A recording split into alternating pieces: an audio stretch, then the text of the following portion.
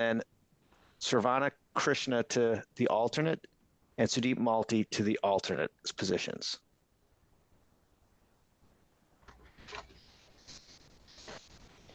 So moved. All right, thank you, everybody. Roll call vote. Oh, go ahead. Any discussion? No, I just had a question. Which position was Jeffrey Doherty? Person doing business in the town or citizen at large. Okay. All right, roll call vote. Elise Mayalowski? Yes. Lucia Lopez? Yes. Matthew Ronca? Yes. Michael King? Yes. Parker Happ? I abstain. Okay, Jane Moran? Yes. Karen Wills? Yes. Vikasath Prati? Yes. And Rob Benson is a yes. Thanks. It's not always straightforward when you have to match them up to their kind of their resumes. Thank you, everybody, for your service on the design review board. All right, we're moving on to approval not required for 69 Franklin Road, Agilitas Energy. Is there a representative for Agilitas, if I'm saying that correctly, Energy on the call? Yes, we have representatives from Agilitas Energy. This is Mustafa Sezgin, Senior Project Development Manager, and my colleague Matt Accardi is here. He is the project developer for Agilitas Energy. Okay. Did you say you had a presentation? We don't have a presentation. Okay. John, could you just give us some background of what the applicant is looking to do?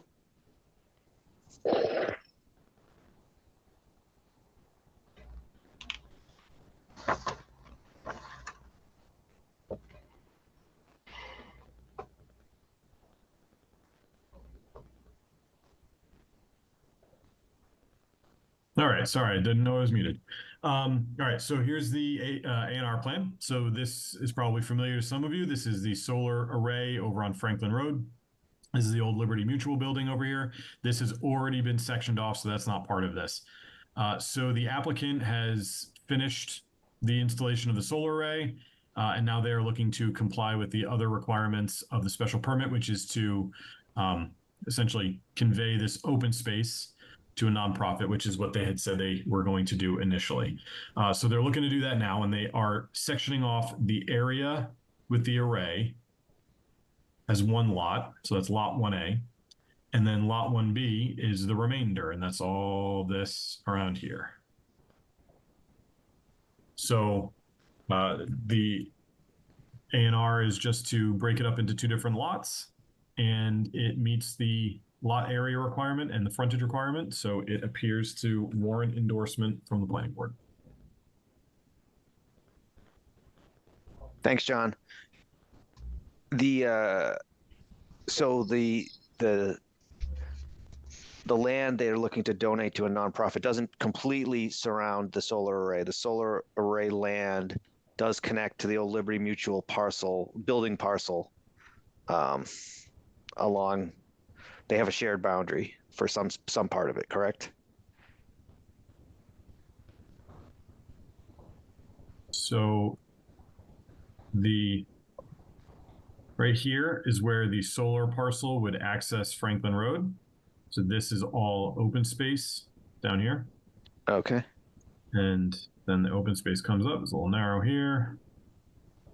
Around. So all of this is the open space. All this includes the pond. And then this is all a separate lot that's already been subdivided. So this is not part of it. And then comes into here and gets that. Okay. Are there any other questions from anyone on the board?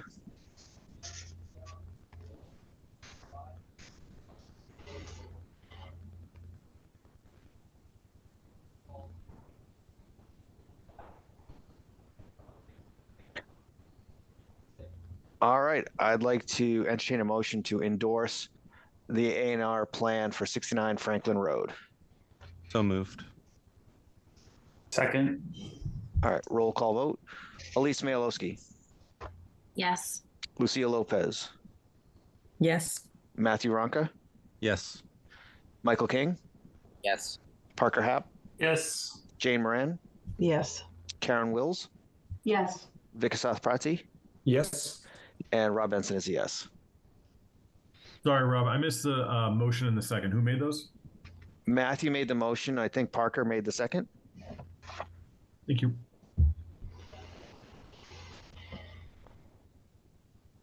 All right, moving on to item 1C, Wilson Street Road damage discussion. Do we have Peter Bemis or So, Vin? Yeah, so I have an update for that, for the board on that one. Thank you. Beta talked to Peter Bemis and Vin last week. There's still some work that needs to be done, so they had a conversation on Friday. Peter and Phil are going to work together to try and figure out the resolution to all of Beta's comments, and then they intend on presenting a resolution at the next planning board meeting on the 23rd. So they are Okay. not going to discuss tonight. Good. I hope the next time we discuss it is the final time we discuss it. So I'm glad they're trying to work offline to get to a resolution. All right, minutes of August 19th, 2024. Anyone have any comments or Those are- adjustments they'd like? Sorry, Rob, those are still being edited, so those will be on the next meeting agenda. Okay. All right, we're on to item 2, continued public hearing, 147 Hayden Road, Charleswood Elementary School. Major project site plan and stormwater management permit, Town of Hopkinton Public Schools.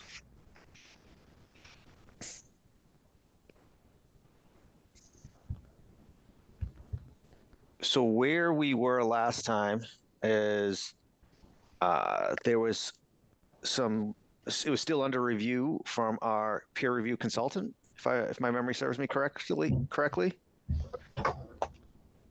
And that's still the case.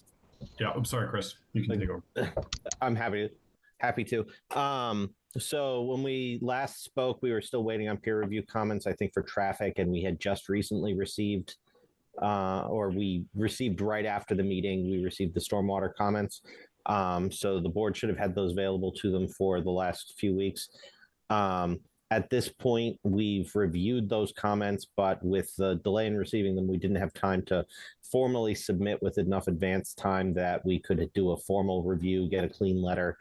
And so we discussed it with John, and we thought that it made the most sense for us to appear before you tonight and share some of our responses to those comments and some of the adaptations that we're adding to the design from both the stormwater perspective and also to respond to some of the traffic comments and solicit any feedback that the board might have on the responses or our intended responses, and then formally submit it in hopes of accelerating the process.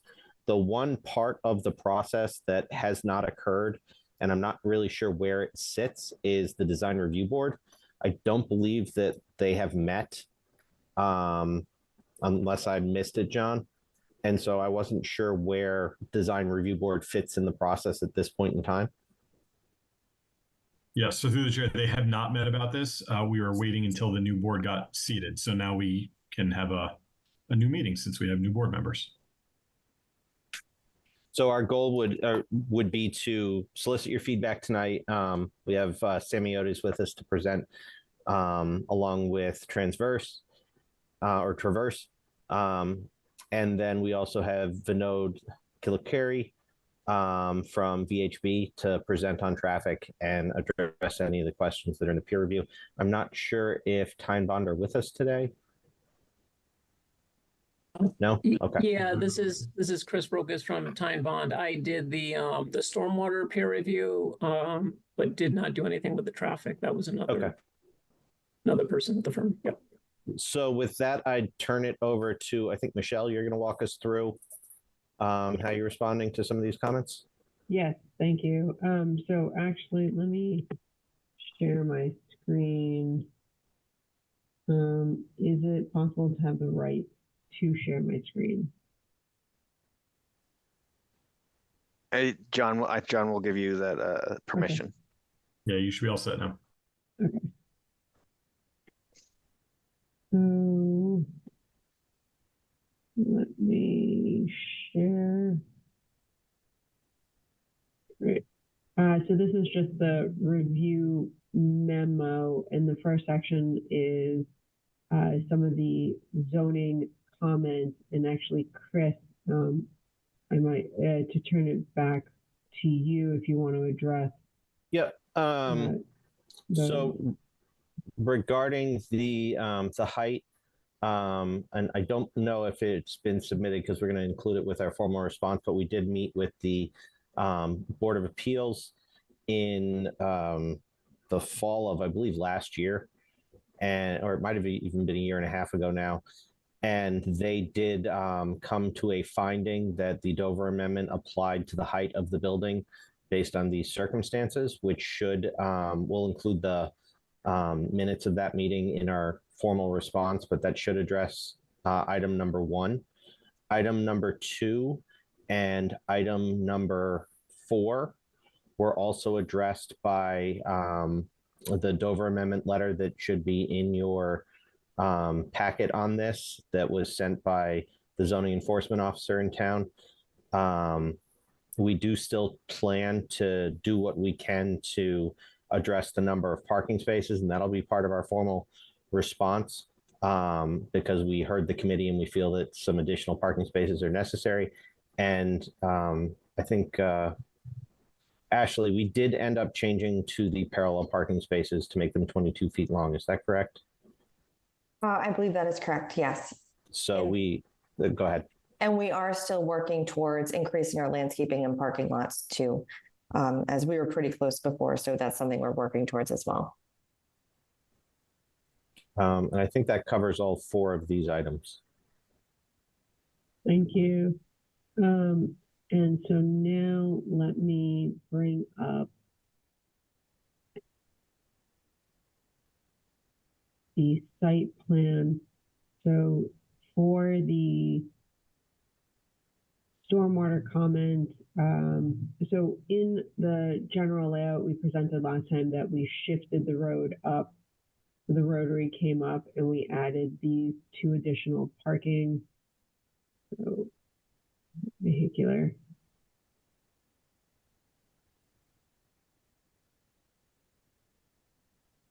So we presented that we added these 2, we shifted and reduced this parking area, the gravel overlot, and we created a paved parking here per the comment. And then as part of conservation comments, we shifted the road so that we would stay out of their buffers. And so it's balanced between the 2 wetlands here, but the same general layout here. So for going through and addressing the stormwater comments, the stormwater systems are really unchanging. We've added additional biofiltration units to be able to address some of the phosphorus. So that's just underground structures that we've added in a few locations in where the stormwater is being retained but not infiltrated. And then to address so some of the comments were about the velocity of the water. So to make sure that we've reduced the velocities as well. So to really prevent scouring and to make sure that we're protecting the neighbors, we added a filling basin. So it's a shallow basin with some riprap. And it just allows the water that overflows from the larger basin to kind of slowly release into the woods. And so there's riprap to kind of help with that. So in terms of stormwater design, those are really the major changes in the design from the peer review comments. And we met with DPW, and so we reduced, previously we had 2 water lines tapping off the main, and we have now combined that into 1. So now that 1 water line still follows the same path and it loops around the building and it goes into our fire pump here. And then, so part of those changes were marking out where we have snow storage. So there's snow storage in the plans that we will be submitting. The snow storage will be marked out and flagged on the site, and those are out of the stormwater BMP area. So any stormwater BMPs like the rain garden or the bioretention basin or the swales, snow storage would not be allowed, and then it would not be in the wetland buffers. So those areas would be flagged throughout the site. And then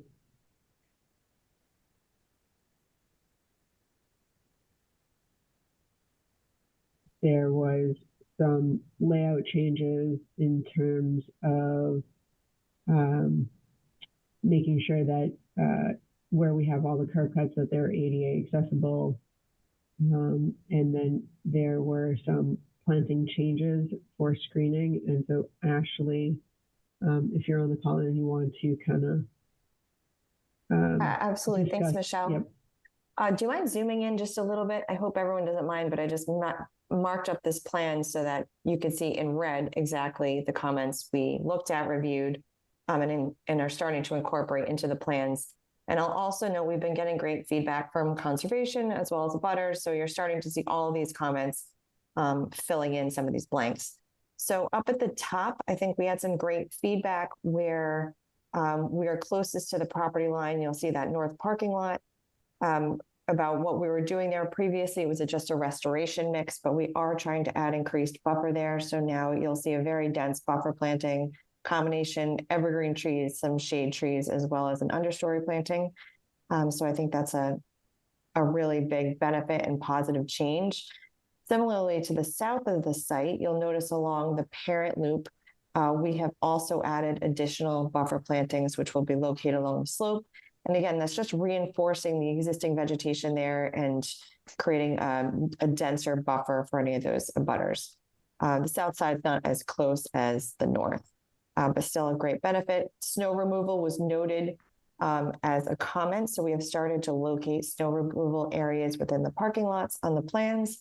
And then also trash enclosure was just another comments and feedback. So we've located that and just marked that clearly off on the service area that any sort of dumpster will be covered with an 8-foot trash enclosure. As Michelle noted, just trying to clean up some of our circulation. The bus loop around the rear of the school will be closed during the daytime. However, we have still added ADA tip downs and crossings into that play area too, to make sure that's fully ADA compliant. And then, as I mentioned previously, we were really close in some of those initial studies in getting the 10%. So we're still working towards that and beefing up some of the parking lot planting to get some more shade in those parking areas and hopefully meet that 10% requirement. There was another comment in question about if our bus loops were, it's okay, you can stand this one, accommodating enough length for those buses so that they would not spill off into adjacent drives. They are. The bus loop has been sized to accommodate 19 buses, which is actually more than currently planned for. So it's slightly oversized, which we think is a positive and also going to help alleviate any sort of concerns with overflow into drive lanes. And then Michelle, if you just skip to the next plan, I think the biggest change, and I think one of the most positive changes, was based on some conservation comments, again, realigning the roadway to stay out of that buffer zone, which was a major adjustment, but I think a positive one. And then at the entry or the secondary entrance from Hayden Row, we've also received some comments from abutters. So looking at increasing that buffer area on both sides of that entry drive, which has been another benefit to the plan. And then again, noting snow stockpile areas across. And then finally, as Michelle mentioned, we have heard loud and clear the need for some more parking, specifically maybe more paved parking spaces. So you'll note that the overflow parking area has gotten slightly smaller, but we have incorporated additional parking spaces closer to the school, which we think will be much more functional for everybody and useful.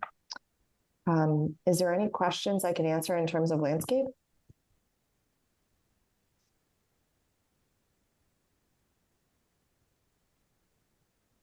So, and then if there isn't, so some of the comments from the peer reviewer and when we spoke that we have asked to be conditions of the approval is a sequencing plan for the construction. So as part of the set, we did submit a general erosion and control plan and a site prep plan, and this just shows the overall site. And we do not intend or want that the entire site be clear cut and loam stripped because we do understand it's a large site and to be able to control the site would be challenging.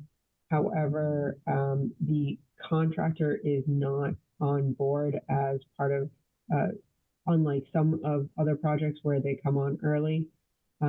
So we are asking that as part of the condition of approval, that the sequencing of the work be submitted prior to the start of construction, but when the contractor comes on board, as part of the comments or response to the comments, we will be submitting a draft SWIP, so the soil erosion plan would be submitted as a draft, and then once we get the additional information of contractor contact information and start dates, that would be then finalized, and it would be submitted to the EPA and then submitted to the town 2 weeks prior to the start of construction. And then another item that we're asking to be conditional of the approval is the infiltrometer testing on site. Through the chair. I'm sorry. Go ahead, Parker. Could you clarify that last point about the sequence of the contractor requesting for what they want to not have to agree that they're not going to clear cut? You just lost me a little bit there. If you could just go through that point again. I'll take that one, Michelle. Okay. So this is a publicly bid job. So we can include within the design documents what we request that the contractor do, whether it be provide a dewatering plan that addresses how they're going to deal with water on the site, or provide a site clearing plan for approval as part of the onset of construction. But we will be required by law through a public project to award to the lowest responsive and responsible bidder through a public bidding process. So we are somewhat tied to the winning bidder's approach to how they will address the site.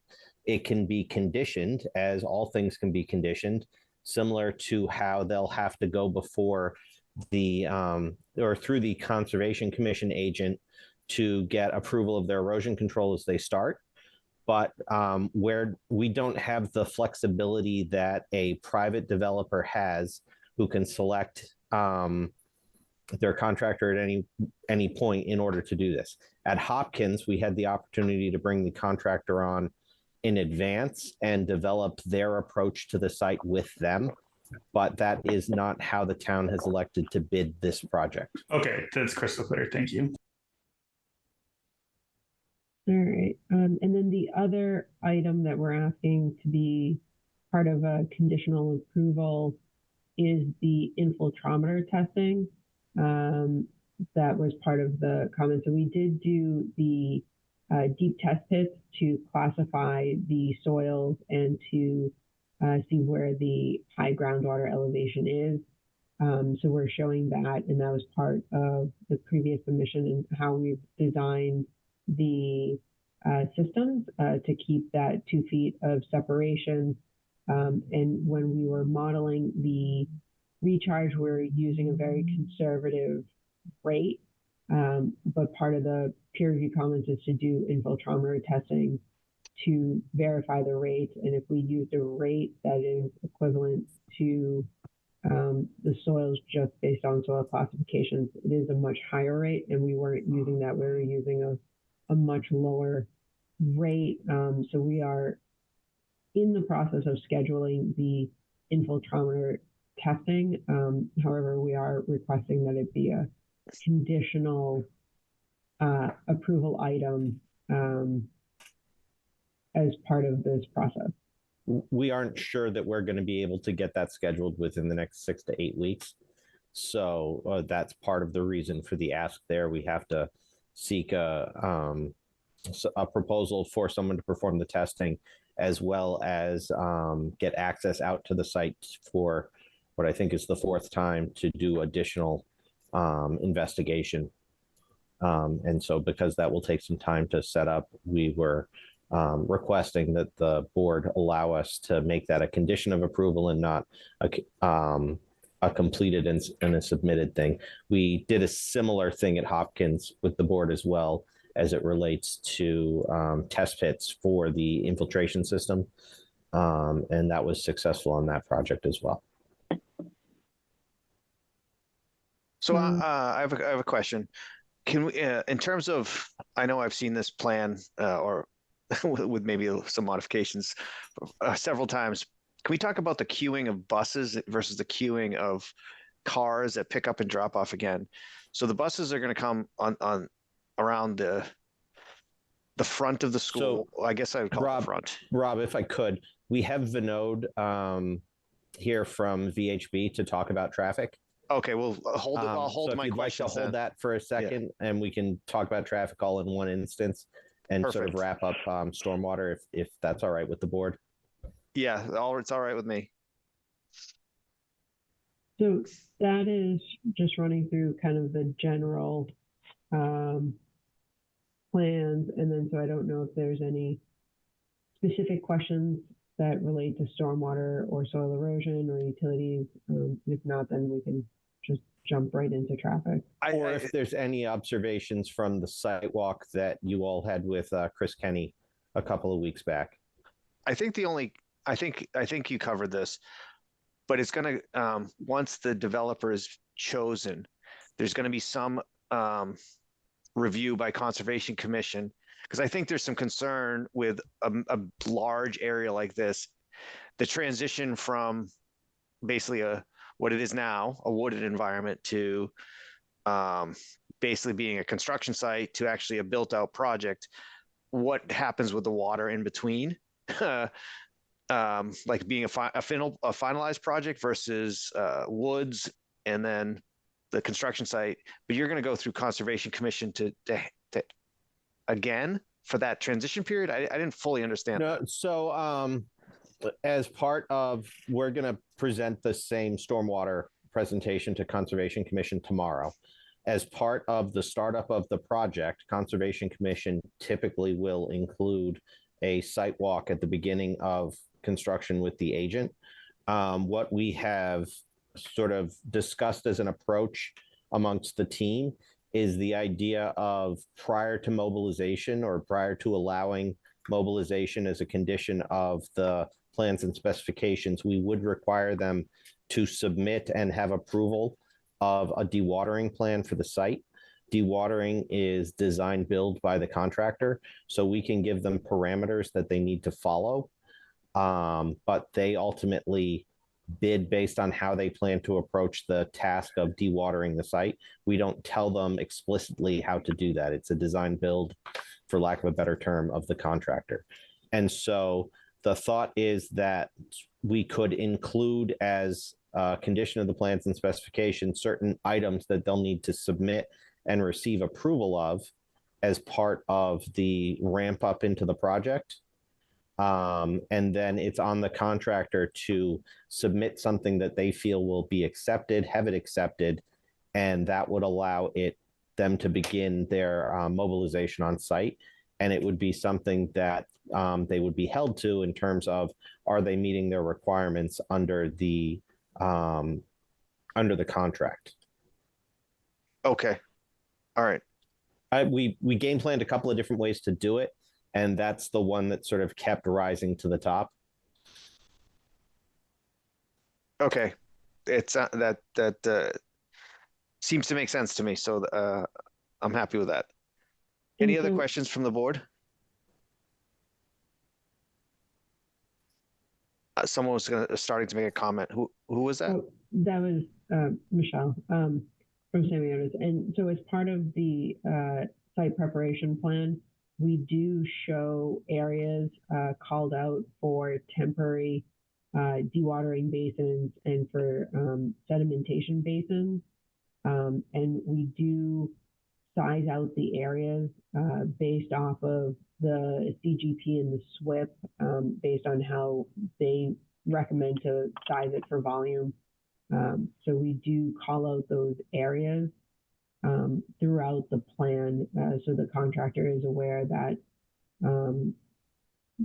they are, significantly sized areas that would need to be used and to have swales to be able to direct the water there. So we are in development looking at the grades on the site on being able to place them while accommodating that, there's not a basin in the middle where the building would be going. So we are looking at the existing and proposed topography to be able to place them throughout the site in numerous areas because we do understand that it, as they move through the site, they're going to be needed and they will be shifting kind of through construction. Okay. So I'm going to stop sharing, and Vineyard, you can take control. Thank you, Michelle. This is Vinod Kalikiri with VHP. I'm a senior transportation planner and the traffic engineer of record for this project. So what I was hoping to do today, as Chris mentioned early on during the meeting, we haven't fully wrapped up our responses to comments on the peer review yet, including the traffic peer review comments. We are close to finishing them. And we should be submitting them to the town in the near future.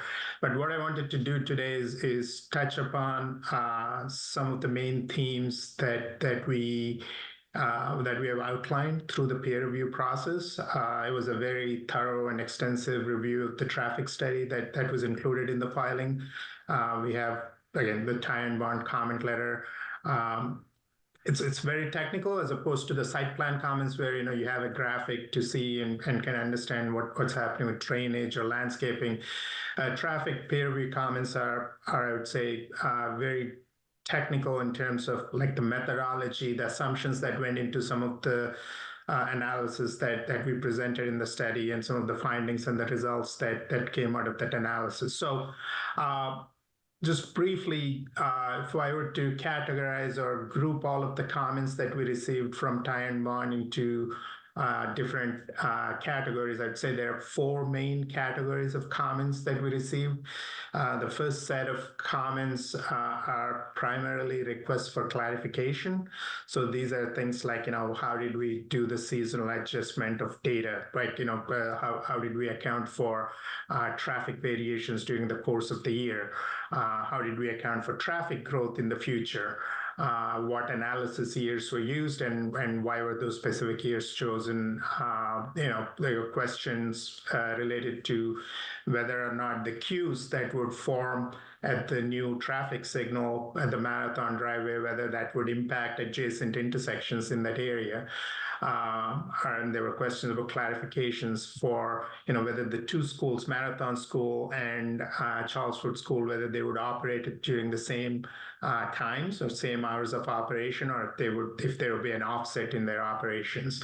There are a whole series of clarification requests of that form, which we are going to go through and provide detailed responses with all the backup for each of those.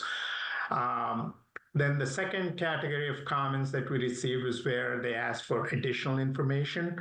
So this is where they reviewed the data presented in the traffic study and asked for more information. And this has to do with the crash rate. So there was a crash analysis that we included, which is a part of a typical traffic study. We look at crash data over the past 5 years and kind of provide an analysis of any patterns or any recurring themes of how crashes are happening along this corridor. So we provided that analysis. There's 1 year of data that we had skipped in the analysis. It was 2020, which was a year where the data was, as you may recall, was significantly affected by COVID conditions with the travel restrictions. So the data we felt was not usable for that reason, but we analyzed everything else that was available. But at the peer reviewers' request, we included the 2020 data. They wanted us to include that information in the analysis and the crash analysis, even though it was an atypical condition. We still included that. They asked for a traffic signal warrant analysis. This is a justification for a traffic signal control. So there are federal standards that define when an intersection can be signalized. Obviously, we did run the analysis. We included a summary of the analysis, but the appendix backup worksheets were missing. So they asked for that analysis worksheets, and we are going to be including that as part of our response. So, and then there was a question about, whether it would make sense or whether it'd be helpful to look at police department crash records. The data typically required for a traffic study is obtained from Mass DOT, which is RMV data, the crash data. And that peer reviewer asked if we should be reviewing police department crash records as well. And I'll touch upon that and a few other items at the end. But one of the things that we are including in our response is that similar to any other project like this, there will be a requirement for a post-construction monitoring review of projects like this, where the study itself is prepared based on a lot of technical assumptions and methodology that are all tied to national standards and Mass DOT guidelines. But there's always a need to come back after the site is up and running, the school is occupied, to come back and look at traffic volumes, traffic patterns, and see if we need to tweak anything as we go through that process. So there are a few things that we are requesting that some of these comments be tied to that post-construction monitoring, and I'll touch upon those. One of those being this looking at actual crash data from the police department, in addition to looking at data from Mass DOT. Then there were a series of comments that relate to suggestions or recommendations that the peer reviewer had, and again, this included things like that the crash data should be monitored in the future compared to how the crash data looks now without the new school. They recommended that queues be monitored in the future to compare to queues under the current conditions that we observed. They suggested that crossing guard locations should be maintained in the future. They suggested that future needs for changes in traffic control at other locations along the corridor, for example, at the high school driveways or the middle school driveway. They asked, that those should be taken into consideration as part of the future planning for this area. They suggested that the design for the new traffic signal adhere to Mass DOT standards, which it will be. One of their comments was a suggestion to consider alternate intersection control rather than putting in a new traffic signal at the intersection of the Marathon Driveway and Hayden Road Street. They asked if other alternate solutions like a roundabout should be considered, or has that been considered for that location? And our response would be that that intersection, that area is severely constrained in terms of environmental considerations and right-of-way impacts. So we looked at various constraints, I guess, and came up with a solution that works best for the conditions that we're dealing with. So we'll have a response to that effect, saying that the most appropriate solution for that intersection is a traffic signal control and not something like a roundabout. They had recommended that school zones and speed limit designations along the corridor be reviewed. And we did acknowledge that in the traffic study that should be done. But with the changes that are being planned, both in terms of the roadway traffic control as well as the new school and the future traffic patterns, that's again one more area that should be tied to a post-construction monitoring study as opposed to looking at speed zones and school zone designations under current conditions, because the current conditions are what they are. And the goal would be to see if we can use some of the improvements and some of the solutions that we're implementing along the corridor can help change some of those metrics, the speeds and traffic patterns, so that we can come up with a solution that works for the future condition, not for what's out there today. There was a comment about lane widths. We are working both with DPW and engineering on the lane widths along Hayden Row Street and what makes sense, both from a capacity point of view in terms of being able to process the amount of traffic that we estimate for the corridor, but also from a traffic calming perspective. I mean, the intent is not to create a wide roadway with too many lanes and wide shoulders and lanes that are too wide than they need to be, because that'll again promote higher speeds for the corridor during off-peak conditions. So it's kind of a delicate balance between capacity needs and traffic calming needs on what the appropriate cross-section for the roadway should be.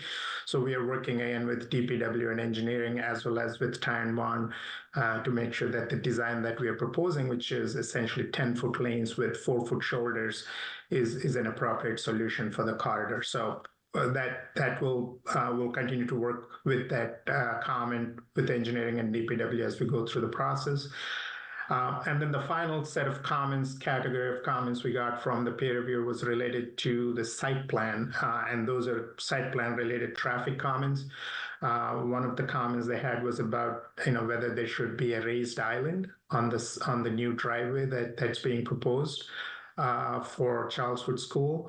And our recommendation position is that island should not be put in at this stage. The intent is not to actually physically create an obstruction, but rather use wayfinding and parent instructions to make sure that they use the correct driveway when they're coming out of the site, and not to put in physical obstructions that would limit the potential to be flexible in the future. There were some comments about straightening out a crosswalk on the site. We are taking care of that. They had recommended that we consider including the flashing beacons, rectangular rapid flashing beacons across the new driveway, in addition to across Hayden Row Street. But since there is no sidewalk on the east side of Hayden Row Street, a flashing beacon across the new Charleswood School driveway does not make sense. There's no sidewalk to control with that RFP, and so we would clarify that. And then the last comment I would say that they had on the traffic studies related to what the chair was talking about, was asked about, which is the bus circulation and the parent circulation around the site. And I do have a couple of graphics that we're working on that I can share. Let me just see. While you're doing that, Vinod, one of the things that Vinod didn't mention, but is definitely a concern for the ESBC, is the impact of this traffic on the neighbors. And so one of the reasons that we're trying to strike a delicate balance with the lane width on Hayden Row is to ensure that we don't take more of the right of way than is necessary to meet the requirements of the project. It's always a balance between safety, not affecting your neighbors, and the sort of design intent. So we're trying to strike that balance as best we can, and that's part of those ongoing discussions with the DPW about what should be built in those locations. Thank you, Chris. So are you able to see the site layout on the screen? We have the list of peer review responses. Oh, okay. Sorry. All right. Let me know if you can see it now. Correct. Oh. There we go. Thank you. So this is the overall site plan. There are a couple of graphics that get into the traffic circulation. The first one that I mentioned just now was about one of the comments that said whether there should be a channelizing island on this driveway coming out of the site that would force all traffic to turn right, because this is an unsignalized driveway. The signalized driveway would be farther to the north at the Marathon driveway. So this driveway would primarily serve right turning traffic. So that's really the traffic that would benefit from coming out of an unsignalized driveway. Anyone that wants to turn left could and most likely will, after the first week or two, use this cross connection to use the Marathon driveway to make a left turn at a protected traffic signal control at the intersection of the Marathon driveway and Hayden Row Street. But I think our response would be that this restriction or the right turn should not be enforced with a physical island. It's more of a suggestion that parents should use the cross connection to make a left turn. There should be a physical restriction here would essentially reduce the flexibility to modify the circulation in the future should we find a different circulation pattern works better for the actual operation. So that was the first point that I made earlier. But when we come down to the actual site layout and around the building, so traffic coming into the site, either coming off of Hayden Row Street or via the internal cross connection, will travel through the roundabout on the site, the new roundabout, and then drive past the wetland areas that Ashley mentioned earlier.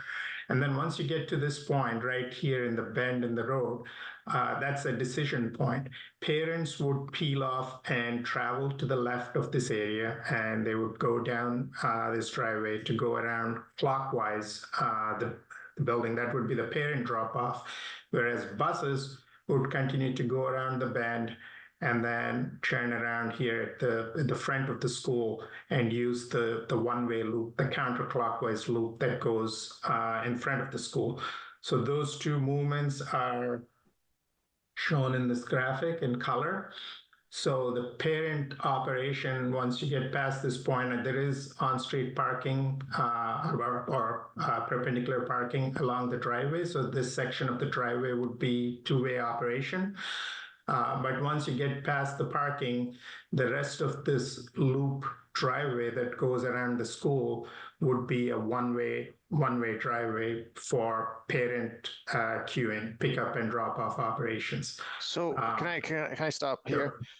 So the buses are going to queue where the blue dash line is. The buses are going to be in queue in that location. How many buses can fit there? So based on the number that Ashley mentioned earlier, this has been designed for 19 buses. How many buses service the school? I believe it's about 11, or it's two waves of 11, because they also service the Marathon School. And so there'll be a wave of buses that will come to the Charleswood School. And at the same time, there'll be a wave of buses that goes to the Marathon School. And then they will, when they've each loaded, they'll swap. A similar thing is done now with Marathon and Hopkins. So rather than having the buses continue down Hayden Row between Marathon and Hopkins, the buses will now circulate with Marathon and Charleswood, and it should actually reduce the overall number of buses that are in town, or bus stops that are in town. Okay, so the buses, once they leave, they're going to be trying to make a left turn with parents trying, fundamentally parents trying to go in front of them to basically to pick up their children at the back side of the school. So the parents will, there's a couple of things here that I just want to highlight so it's clear, because the teams discussed this at length over the history of this job. There's a gate at the end of the proposed building. I don't know if you can highlight that, Vinod. There's one gate down at the bottom, and there's a gate up at the top, basically where that new highlighted addition is. And that would be closed during the day so that during school hours, these roads would serve as closed to the public so that we don't have safety concerns with the kids. The end of the school day, those gates would be opened, and so parents could queue up to those gates. at the top of the plan and wait and begin to form the queue. By moving the gate back, that queue could form all the way down what would be staff parking. And I don't know, Vinod, if you have the number of cars that can fit in that length. But I guess my question is, there could be parents queued all the way up, blocking the ability for a bus to leave. That would have to be managed with striping, and it's not that different than what's going on in a lot of the other schools. Currently at Hopkins, it has a shared driveway that everybody comes into. The parents are diverted first. They do back up, but the road is wide enough so that they can back up, but the buses can still get by. Hey, Chair, wouldn't we drop like where the crosswalk is in the top left of the map? You zoom in, yeah, right there. Like we already know today, there's a crosswalk guard at like Marathon, for example, that's stopping parents from coming in to allow buses to go. So it's like could be reason to assume that there could be personnel to make sure that happens. But I see your point. I see what you're saying. How there could be a choke point, but I don't know. I feel like we could expect like somebody to be there, potentially directing traffic. Well, like as soon as like what that blue arrow is, the bus is going to exit, hit the stop sign, go to the stop sign, and then there's going to be parents without any mitigation or any without some type of human control. And from my point of view, there potentially could be parents just queued in front of that intersection.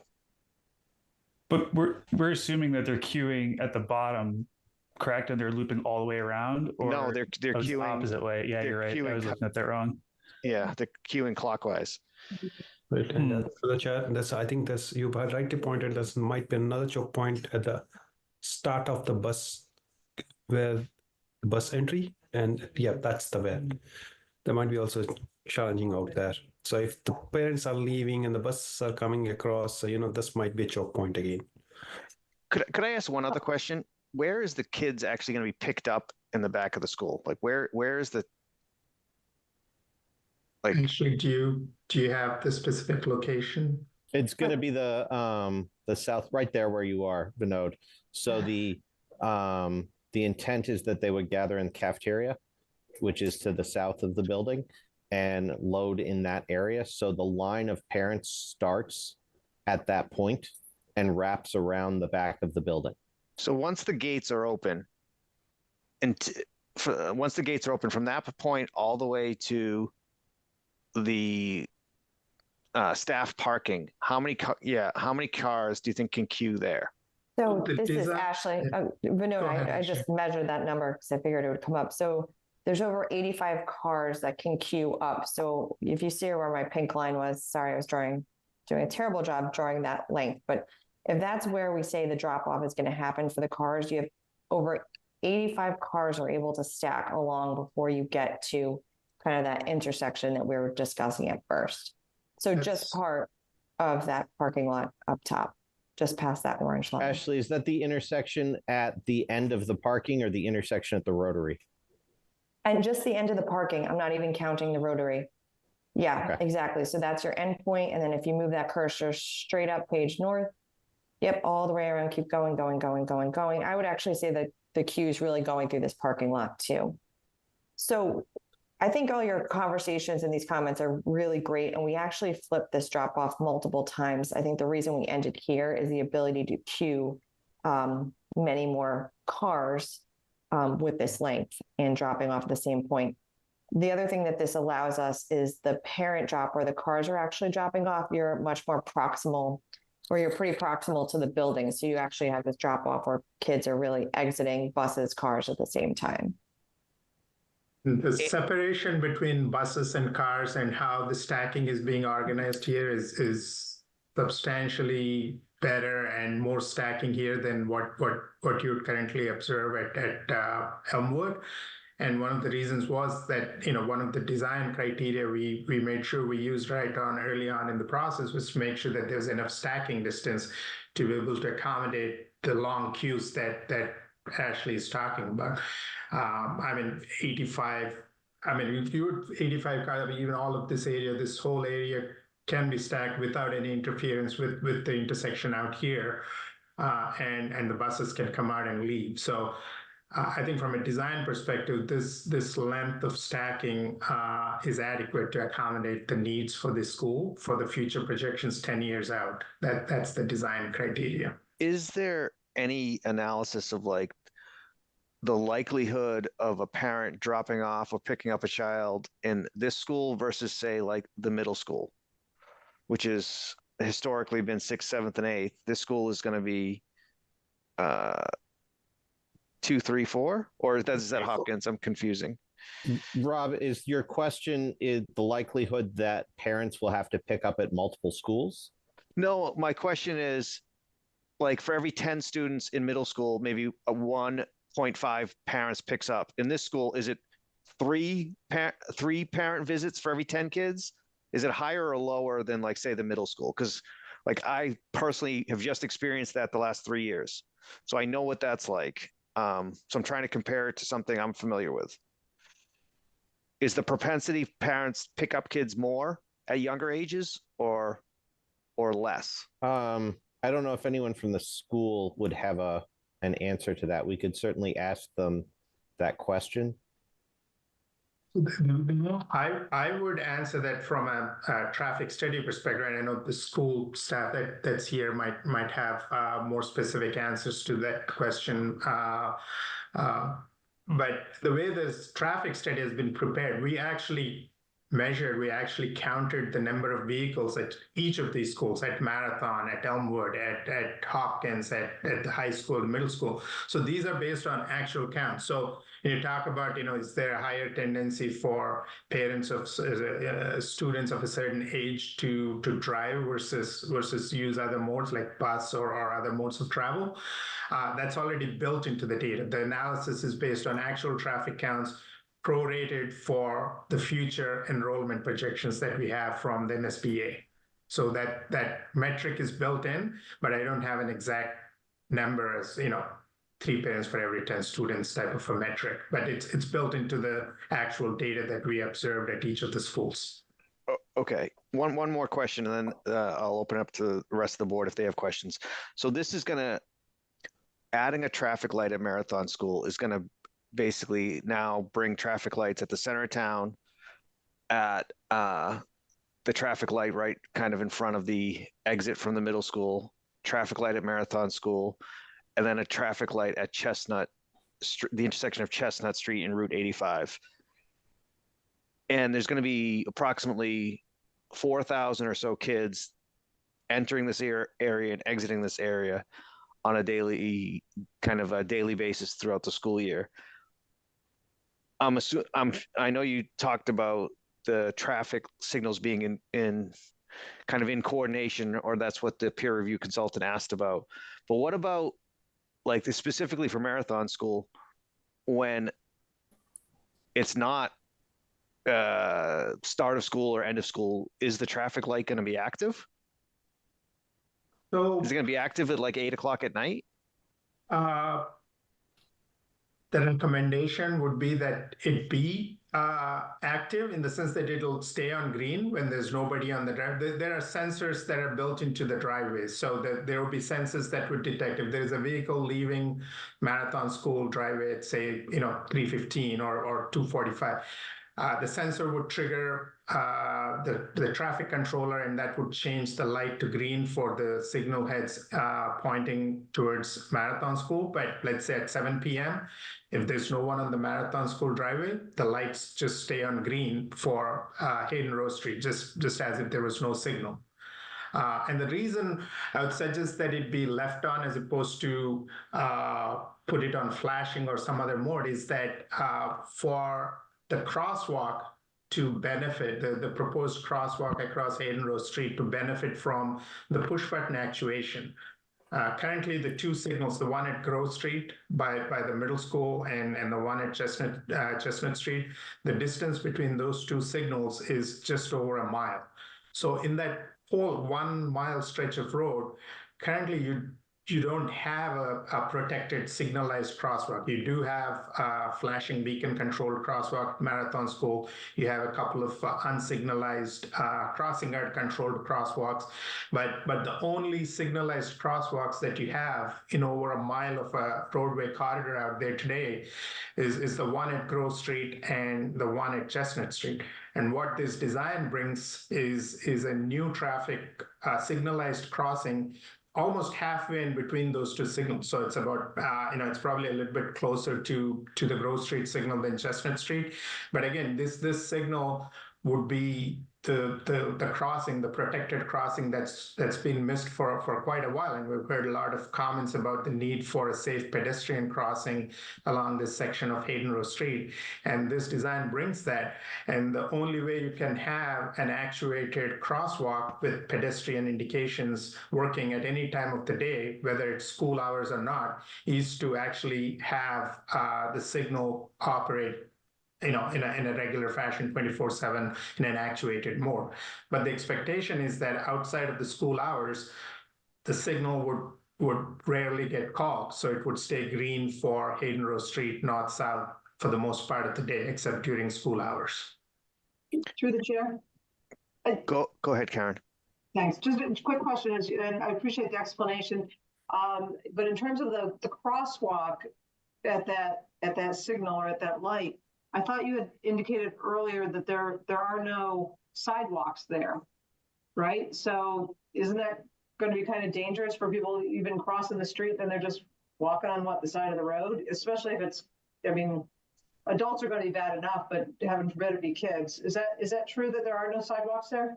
There are no sidewalks on the east side of Hayden Row Street. There's a sidewalk on the west side of Hayden Row Street, and then there's a sidewalk along the Marathon driveway. Can you go back to the last plan you had up, the overall? That way we can sort of highlight where the sidewalks are. Thank you. That'd be helpful. Yeah. So, and I apologize, the intersection itself is cut off here, but this is where the Marathon driveway intersects with Hayden Row Street. There's a sidewalk on the west side of the road that runs up and down the corridor on the west side. There is no sidewalk on the east side of Hayden Row Street through this area, but there is a sidewalk on the Marathon School driveway, and it does loop around the school property, and there is a connection to EMC Park. So there's always been, there was discussion about is there another alternative, a safer way for pedestrians to access, for example, the EMC Park via the gated access, as opposed to just walking along Hayden Row Street on the sidewalk and then crossing at a busy section without a protected crosswalk. And this crossing would provide that opportunity to access some of the amenities on the east side. But yes, there is no sidewalk on the east side of Hayden Row Street, as you pointed out. But that sidewalk would feed into Marathon School, and we are proposing a sidewalk that would feed into Charleswood School, and we're proposing a sidewalk along the east side of the connector road between the two. Okay. So there'll be a sidewalk on this edge. There'll be a sidewalk on the south side of the new driveway that would wrap around and bring pedestrians to the Charleswood School as well. And that would replace what are currently the rapid beacons that are at the Marathon driveway now. That is correct.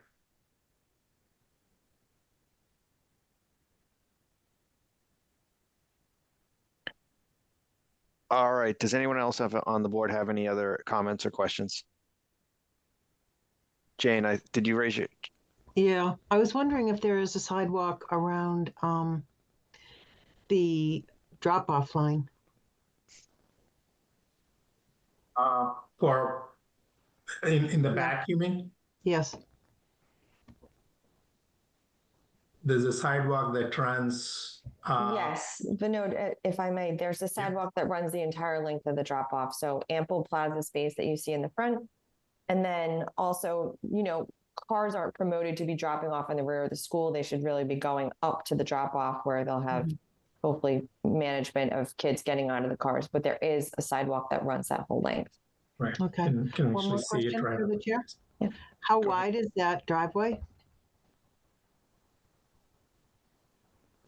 Michelle, do you mind confirming that? I believe it's 24 feet. Hold on 1 second. Let me pull that up.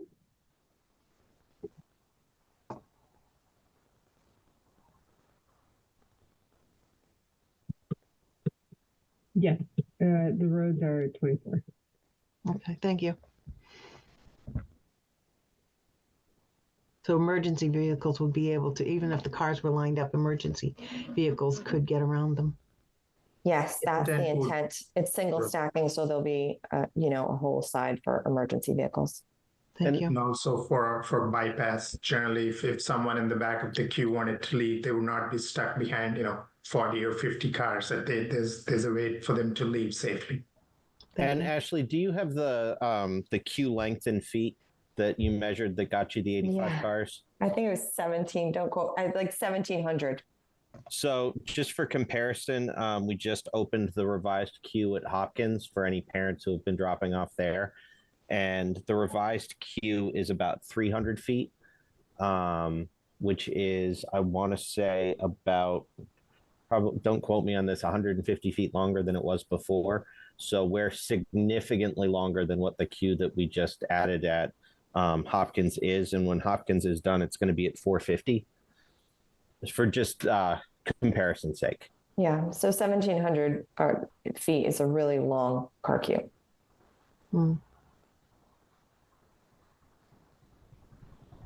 Go ahead, Lucia, go ahead. I just wanted to get more information about the speed limits because I think there was some explanation as to not changing speed limits until after the schools open and some studies are done. So I just wanted clarification on that.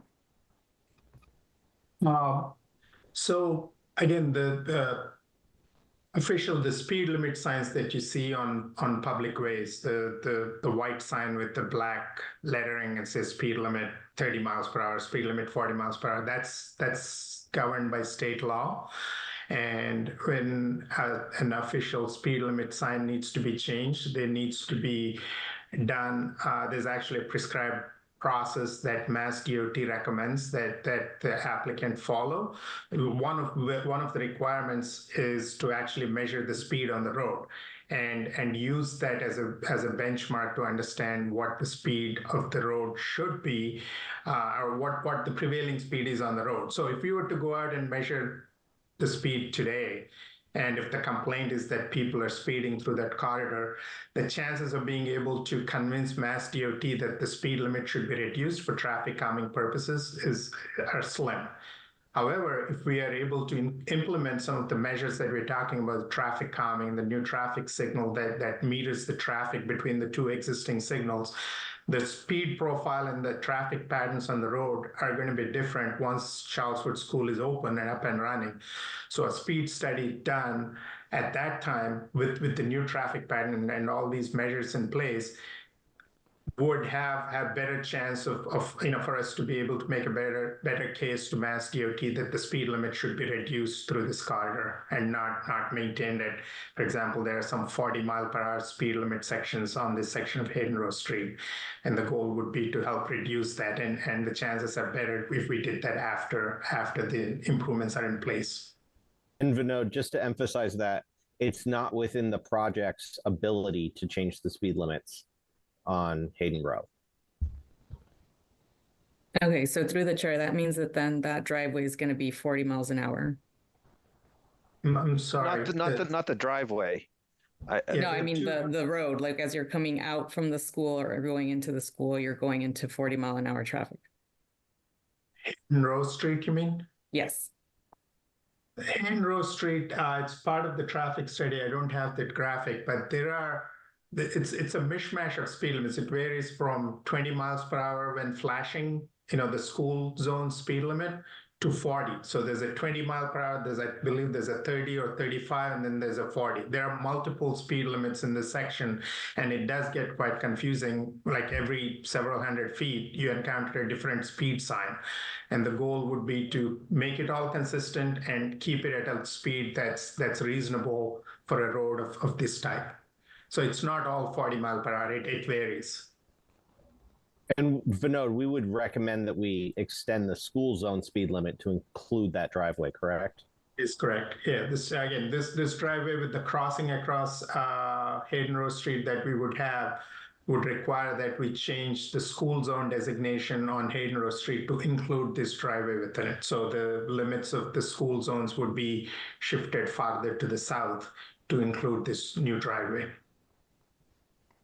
Okay, and through the chair, that's done after the school is open or before the school is open?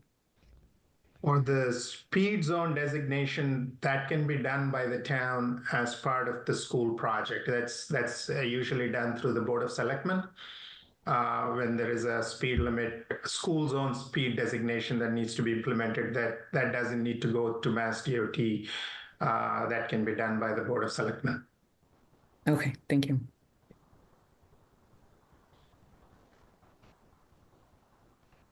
All right. Chris, did you or your team have any more to present tonight? I think that was it. I think we wanted to just understand the feedback from the board, and if we can certainly try and answer some of the questions that were raised as part of the various discussions, but our goal would be to submit what we've presented formally for the peer reviewer to weigh in on, and additional supplementary information if there is any, to address any of the questions that were raised. And other than that, we'd look to come back to you at your next meeting, having given you enough time to review the formal submittal and hopefully begin to wrap this up pending our appearance before the design review board. Okay. One last opportunity, going once, going twice, going three times on questions from the board. We're ready to move on for tonight. Through the chair. Go ahead, Lucia. So I think my only other comment would be, it sounded like DPW and Hopkinton's Police Department were both in favor of the raised island for that no left turn driveway. So that's one of the things that I feel like we should consider, that if DPW, I think maybe DPW said we should plan ahead, that they don't necessarily know if that's what we should be doing, but that they think that having a no left turn sign is not going to do it, is kind of the gist of what I understood. So if we're not going to do that, then we need to have some other alternative option. The chair, could I respond to that comment? Sure, go ahead. Yeah, so again, the intent is not to force vehicles to make a right turn. I guess the intent of showing that right turn restriction on the driveways is to suggest that the best movement at that intersection would be a right turn only. Because a left turn at an unsignalized intersection, as you would have experienced along this corridor, is going to be relatively more difficult than making a right turn. So that's really the only reason why we were showing the right turn arrow with the no left turn sign. I mean, it's conceivable that you don't implement any restriction. You know, the school will go through internal wayfinding signage and parent communications before the school year begins on the movements that parents need to make to travel in different directions. And I would say that within the first couple of weeks, parents will figure out the best movements, that turns that they need to make at different intersections. And then we would come back with the traffic monitoring study after the fact.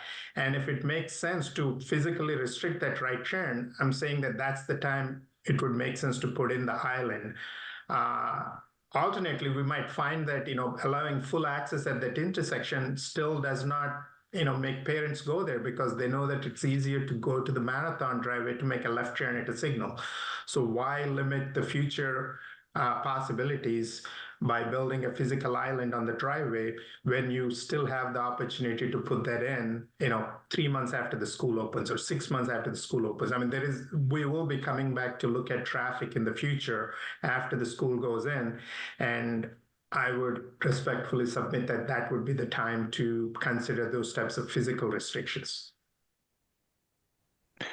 Just to kind of, my perspective is, at the high school, they have a sign saying don't exit the main entrance to the high school between certain hours, and they direct you to like the loop road exit that's like you enter on Hopkins, that's where you exit during school hours.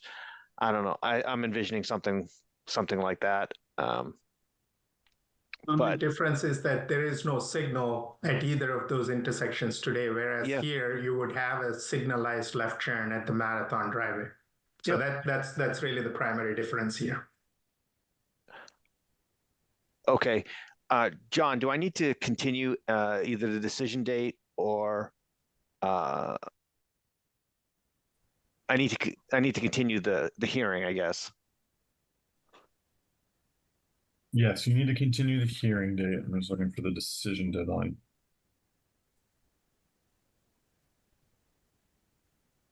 We need to extend the decision deadline for the stormwater management permit. The site plan is not, does not need to be extended.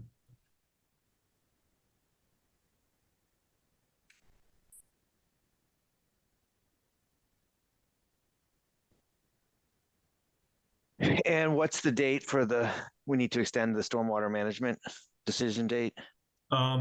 We usually do it like a week or 10 days after the next meeting.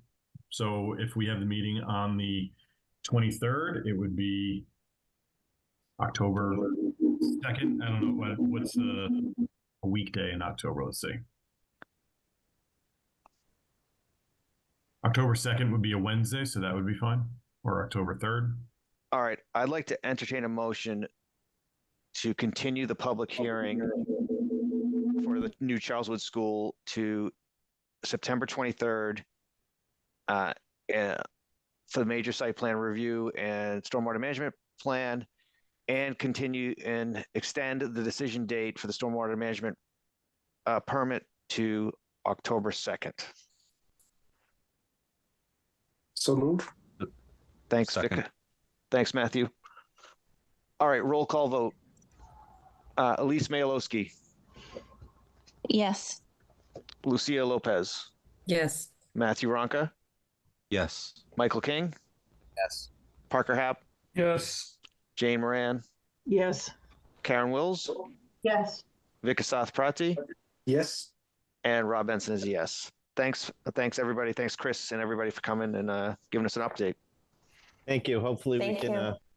get something to you everyone. and wrap this up next time. All right, great. All right, next thing on our agenda is 0 Benson Street. We had a discussion about this at one of our prior meetings.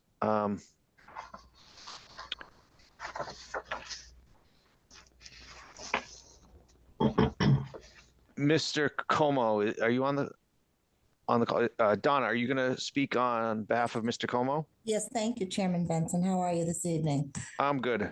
Good. So I submitted a letter to the board at the end of last week, just I think highlighting what the concerns of the board are, which are number one, the completed gift to halt, and number two, the exceptional circumstances which the original plan were approved on. In my letter, I just highlighted that it's our position that the gift to halt was a completed gift. Halt did not need the land. Their proposed greenway never transpired, and Halt released us of that gift. So therefore, reverting the lot back to us to be able to do what we wanted to do. That's the first item that I've addressed. The second item is the extenuating circumstances. Now we have a situation where the gift is not necessary. We gave money to Halt. And now Mr. Como and Mrs. Como have a lot that they've been paying on for a number of years as a buildable lot that they would like to use. And it's a burden. It's a burden. It is a hardship to them. And I think the board has to look at the extenuating circumstances of the hardship that this is going to have on them. Does any member of the board have any questions for Mrs. Wolf?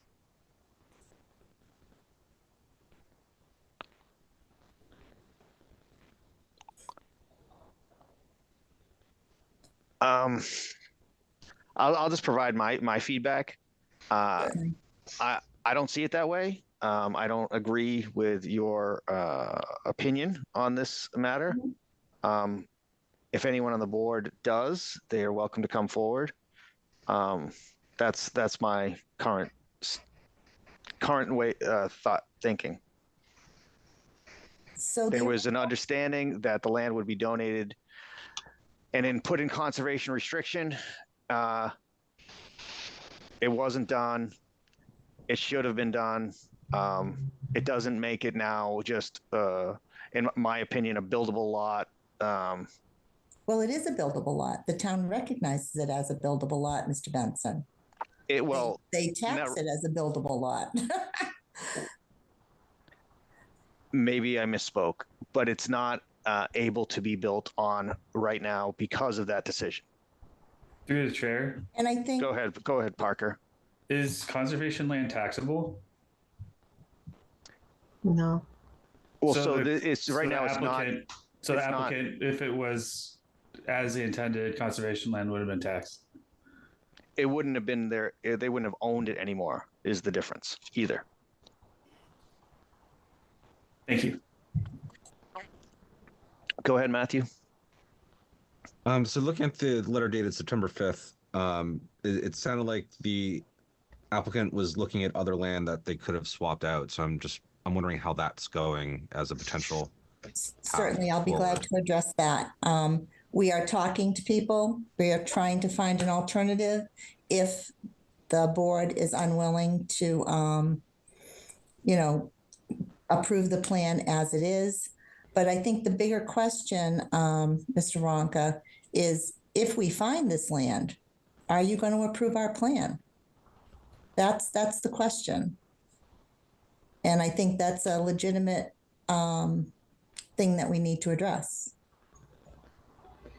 I don't think we can make a decision based off of a hypothetical, and it's unrealistic to think we're going to provide that on a hypothetical. All right. So we are trying to talk to a few people. We do have one piece of land that actually may abut current open space that the town has. But again, it's a financial discussion that the Comos have to make to be able to do this. Okay. Jane, go ahead. I would suggest that if you're talking to other people about looking for some open space, that you actually talked to the chairman of the Open Space Conservation Commission. They have an active, ongoing list of various properties throughout the town of various sizes and shapes that abut certain open space already. And that might be that they would be willing to discuss. We can certainly, my client would certainly look into that. But at this point, we have started the process to look into that.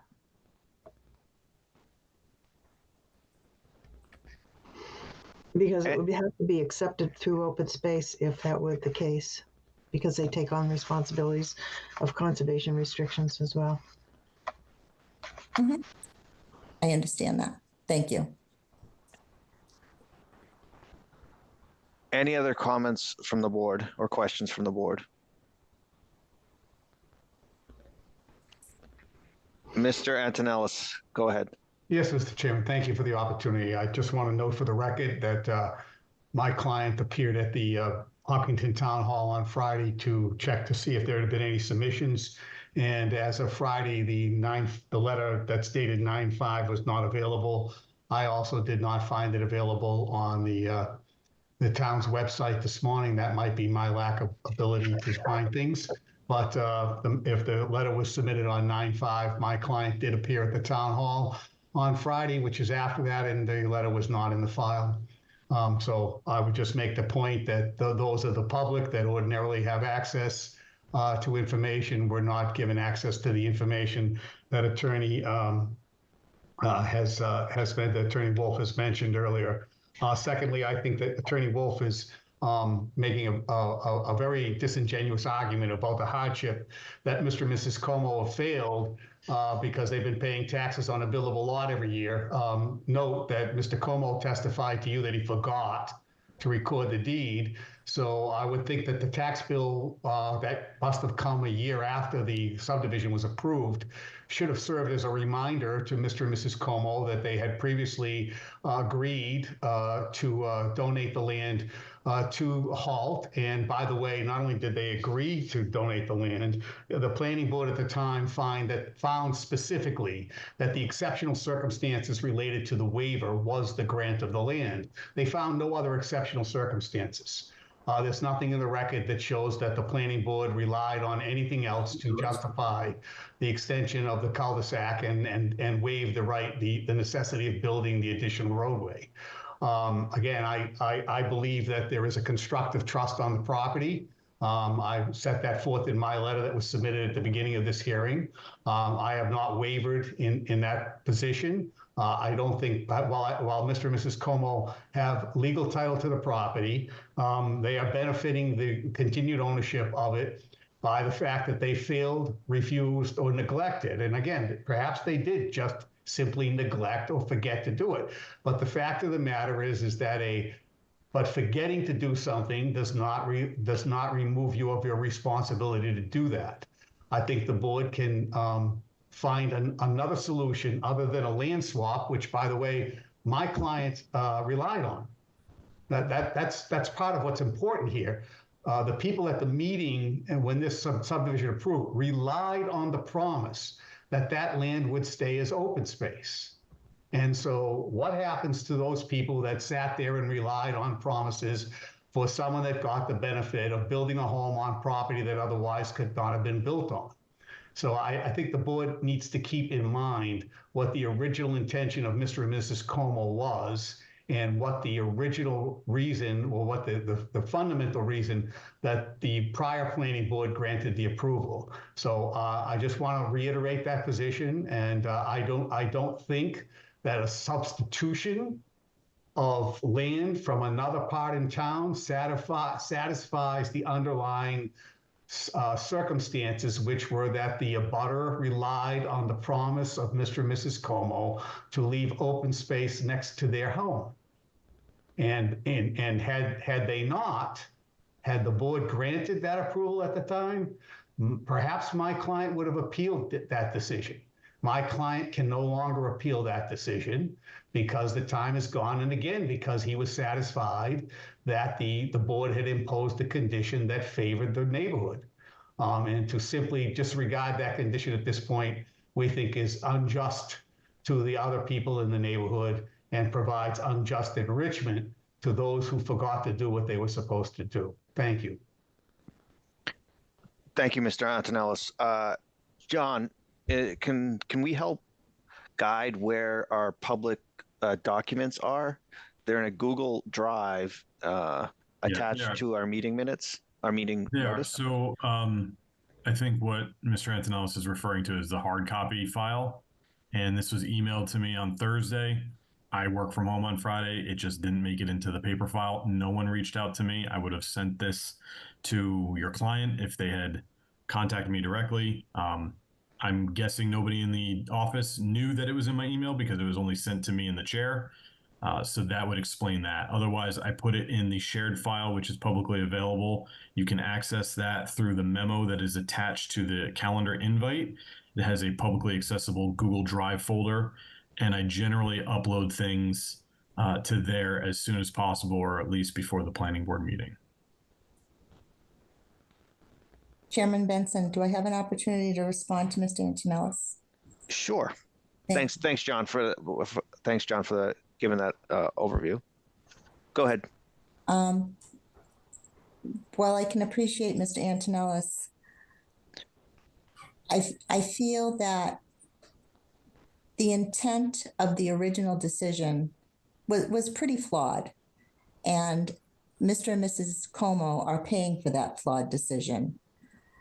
The intent of HALT was not just this piece of land, but other land, and not thinking through the ramifications of if this greenway never got built, what happens to this piece of land? It just sits there. It's a 1.5 acre lot that isn't really going to be used for anything. I'm going to use your lovely project that you showed at the very beginning as an example of excellent use of land of halt and open space. You have a solar array that would be unsightly, but with the benefit of the halt land and open space, it protects it, it hides it. It's of true benefit to the town of Hopkinton. This one piece of land, which was supposed to be part of a larger parcel, is never going to happen.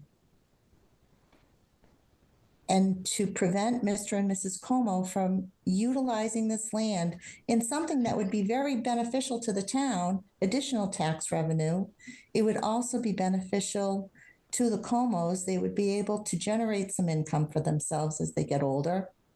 It is a good use of the property in the setting that it's in. That's all. All right, Mr. Antonellis, then we're gonna just briefly. I find it very interesting that Attorney Wolf, who was not at the original hearings, has found, if she's found something in the record that indicates that Halt was taking the land solely because they were going to add it to something else, then she's done a better job of researching the situation than anyone I know. And she has a better memory for what my client never heard at the meeting than my client does, who went to the meetings and still has original notes from it. So again, I think this statement to you that this was some kind of a mistake is simply an attempt, obviously, to gain approval for her clients, and that's her job. I understand that, but let's not kid ourselves. This was brought to the board on 2 occasions prior to the approval, and it was dismissed. The board wasn't interested in it. What happened was Mr. and Mrs. Como hired attorney Doug Resnick, and Doug Resnick came in and made a very good presentation to the board, and Mr. Haranis will compliment him on that, explaining that if you cut this piece off and left it as open space, it would provide open space for Mr. and Mrs. Haranis and other neighbors in there, and Mr. and Mrs. Como agreed to do that. And the benefit to them was a residential building lot in the town of Hopkinton for which they did not have to build a roadway. All they had to do was build a driveway. So I'm not quite certain where this other land that it was going to be joined with and where that is all in the record, because I've never found it. And that's, thank you. Well, Mr. Antonellis, I'll be glad to share that for you. I'll send an email to you tomorrow where that is in the minutes, where Halt describes this as the southeasterly corner of a proposed greenway. I'll be more than glad to send that to you in the record. all right, we're gonna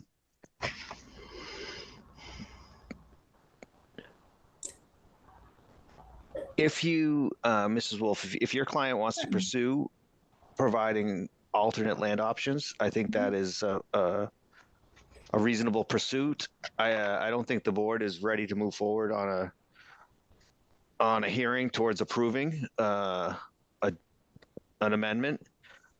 John, do we continue this? What do? So the board can continue it, or I guess it's up to Attorney Wolf if they. I would request a continuance, please. So yeah, I would say continue to September 23rd, or did you want to go to a later date? How long do you think it would be to get an answer on the open space? I think if we could do the 23rd, Mr. Gelsich, we'd like to give it a try, please.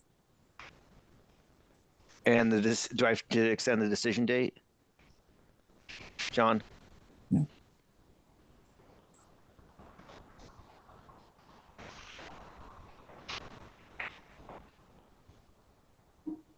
Yes, I'll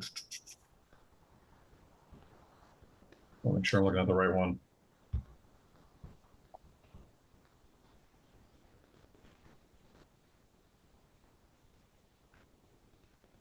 Too many pages.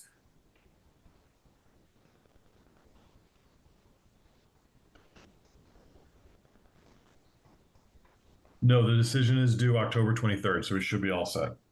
All right, for the board, I'd like to entertain a motion to continue the public hearing for Zero Benson Road to September 23rd. Oh, So moved. Matthew, do you, for a second, Matthew, yeah. do you have a comment? I just had a comment or question. If it sounds like the applicant's not going to be close to having something to talk about in terms of a land swap, I think we'd all appreciate having as much advance notice to that it's going to be continued, given the interest in the public in Certainly. this hearing. Thank you. We will make our best efforts, sir. Thank you. All right. So we someone made the motion. Who made that motion? It's me, Vic. Vic, do we have a second? Second. Thanks, Matthew. All right, roll call vote. Elise Malowski, Yes. Lucia Lopez, Yes. Matthew Ronca, Yes. Michael King, Yes. Parker Happ, Yep.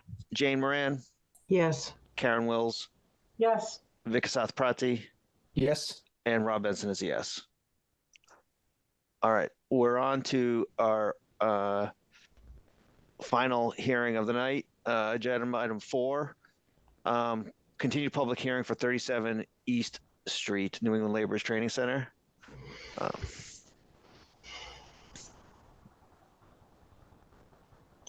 So Rob, they requested continuation without any discussion.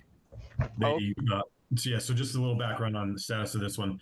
We were waiting on the balance of the consultant review deposit from the applicant. They got it to us like last Thursday, so the consultant hadn't started their review yet. So they recognized that, requested a continuation since they knew there wasn't going to be any discussion tonight. Okay. Do I need to, so we got to continue the public hearing. Do I need to move a decision date? Yes, the stormwater management permit is set for September 17th, so we'd have to move it to October 2nd.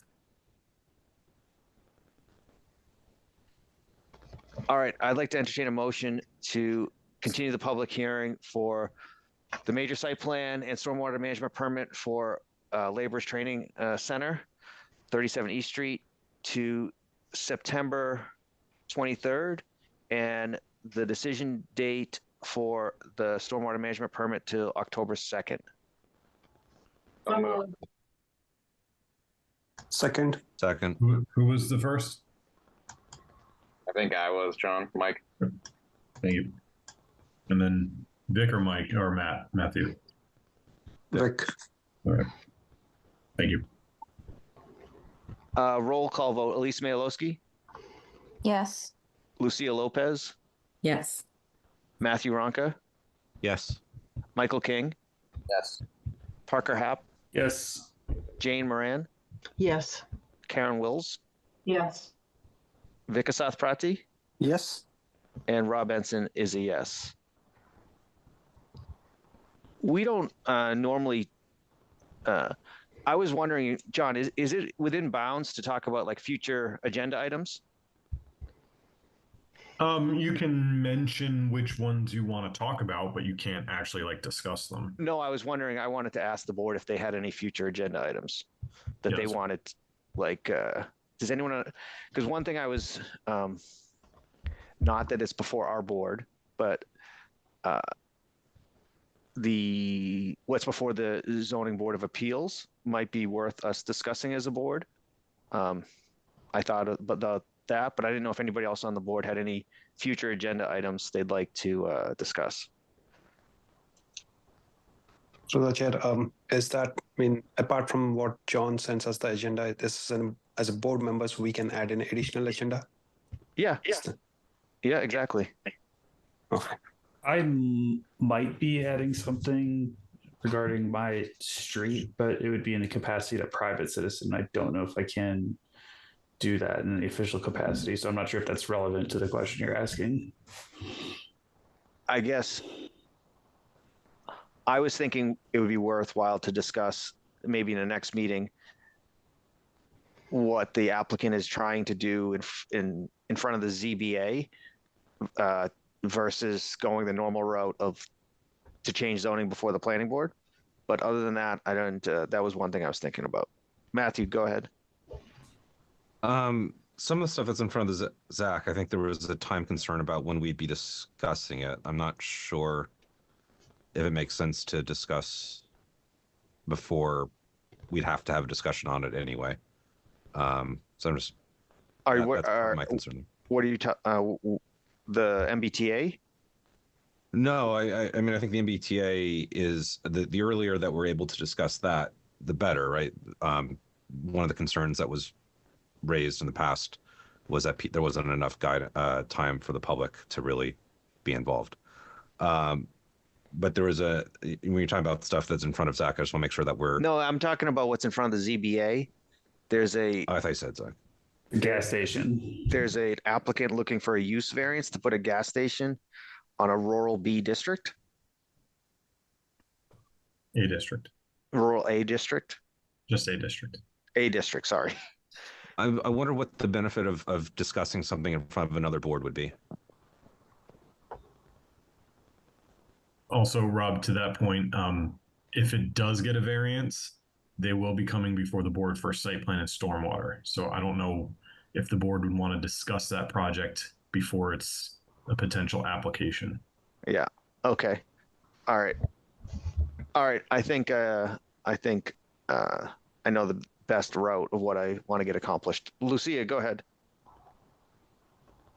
So one of the things that came up, one of the questions that came up for me in listening to Zach at their last meeting is if maybe it makes sense for the planning board to have a better idea of what open space is looking for when somebody is looking to donate land to them.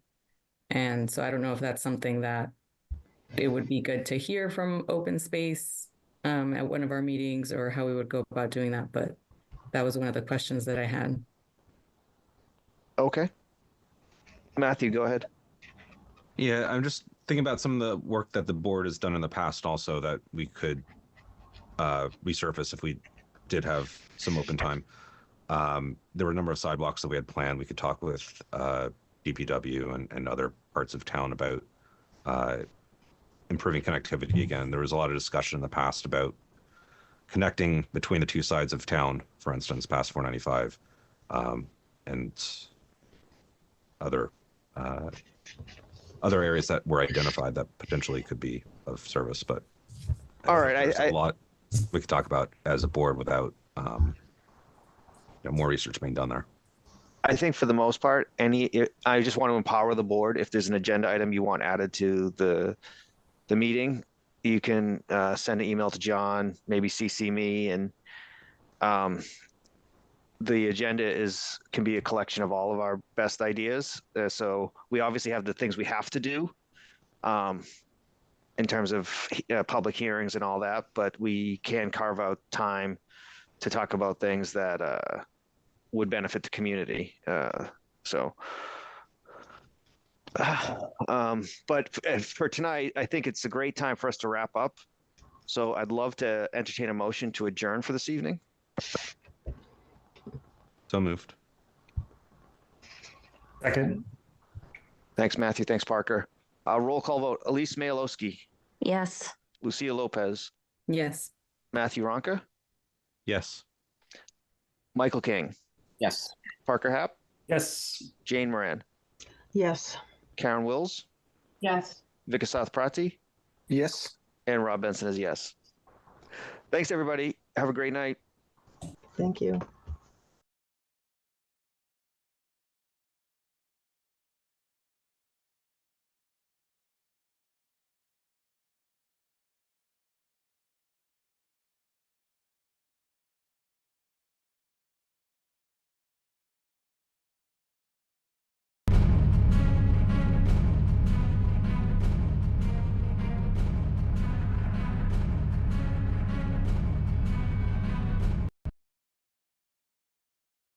Hello, welcome to HCAM Insights. Did you know that Hopkinton's television station has members? And I am not currently referring to the crew that make our shows. I mean our nonprofit organizational members, the volunteer groups that contribute to the life of Hopkinton.